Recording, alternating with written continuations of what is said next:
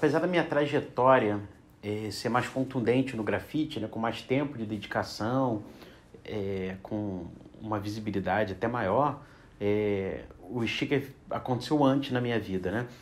Ali na Tijuca, eu e o Júlio Flor começamos a colar uns adesivos, a gente fazia, na época, manualmente com spray, com os stencils, assim, com papel adesivo, muito influenciado pelo Rafo, que na época estava colando bastante na Tijuca. E, na verdade, ele seguiu muito mais para os adesivos, lambe, algumas coisas nesse sentido, e eu acabei migrando pro grafite, né? Mas adesivos sempre vieram, tanto na estética do trabalho, né? Que a gente fazia muito com essa pegada de adesivo, quanto produzindo, né? E aí acabou virando muito mais o adesivo digital como um cartão de visita, né? Acabou substituindo por esse movimento, né? E aí eu volto nesse movimento depois, né?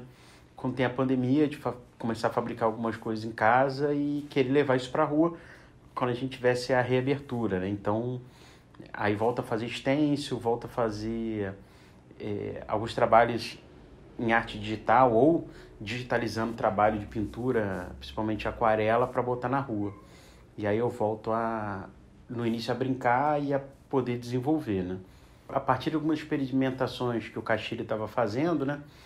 A brincar um pouco com serigrafia, sair um pouco do stencil, fazer algumas coisas à mão, brincar também com vinil, fazer algumas colagens também, e aí começo a me experimentar, e aí no meio disso tudo eu começo rola uma obra na minha casa por conta de uma infiltração, e aí com uma sobra de material eu começo a experimentar essa sobra de material e brincar com tentar dar volume àquilo que eu estava levando para a rua.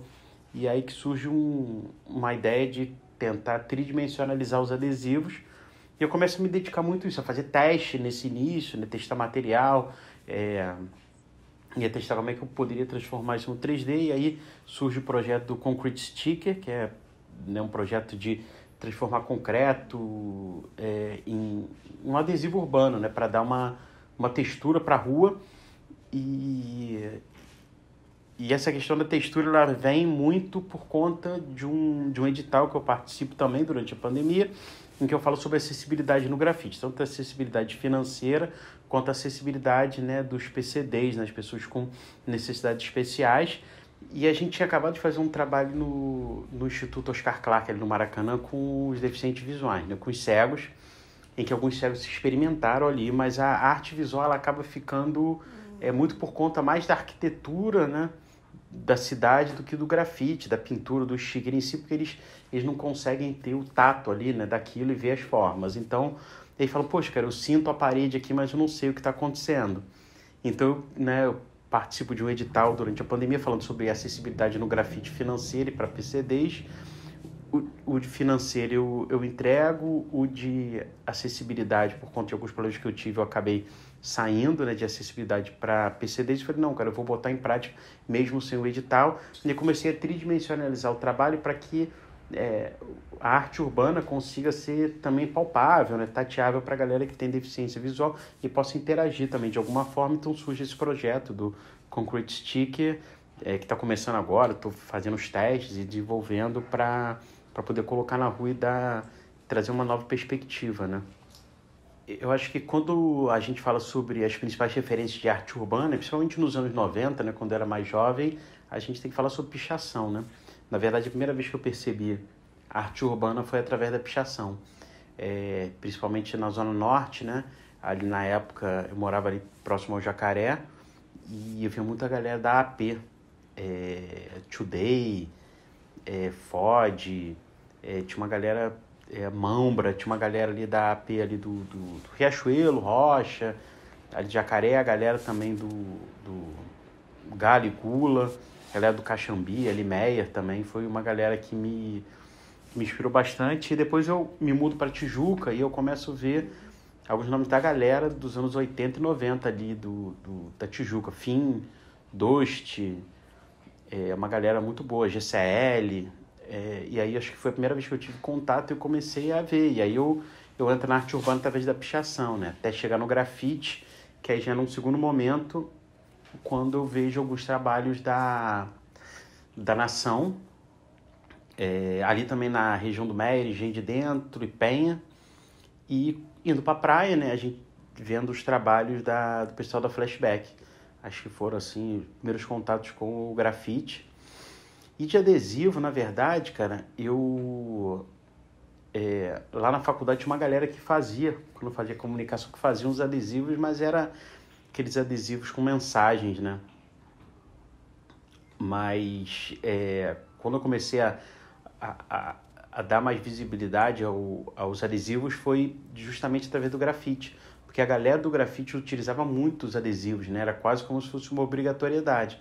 E aí, quando eu ia nos festivais, eu via a galera carregando vários adesivos assim e colando e tal. Isso era um complemento do trabalho, uma divulgação também. Eu comecei a tentar entender melhor essa cultura. Minha produção de adesivo, na verdade, ela é muito mista, assim. Eu não tenho uma preferência, nem tenho uma linha específica, né? Eu comecei utilizando muito stencil, principalmente para uma reprodução rápida, assim, e massificação de mensagem. Mas depois eu comecei a fazer muito digital, porque eu já ilustrava, então já fazia ilustrações e rodava, né, os adesivos. Fazendo, né, que dava para botar muitas cores, então dava para fazer algumas nuances que eu normalmente não conseguiria fazer no stencil. Depois da pandemia eu fui brincando um pouco com serigrafia, com outras técnicas, né, de colagem de vinis de cores diferentes, sobrepós e tal. Fiz alguns testes nesse sentido.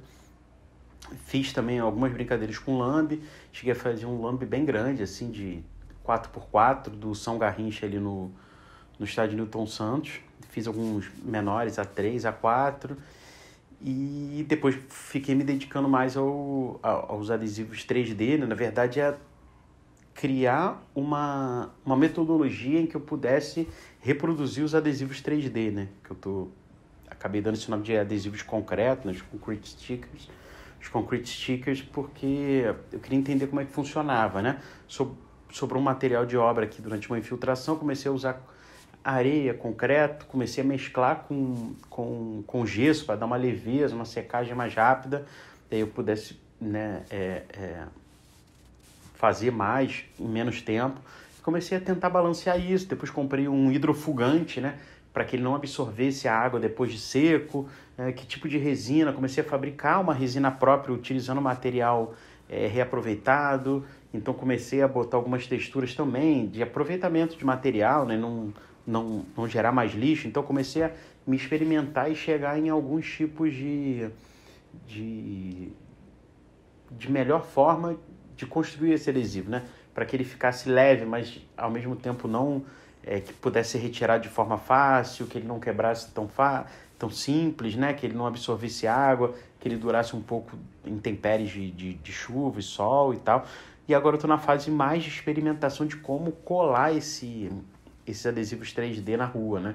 Estou fazendo os testes com silicone, com argamassa polimérica, vou tentar gesso cola, vou tentar também com cimento cola para ver o que vai funcionar melhor, o que vai me dar durabilidade, maior durabilidade também, para que a galera não consiga tirar.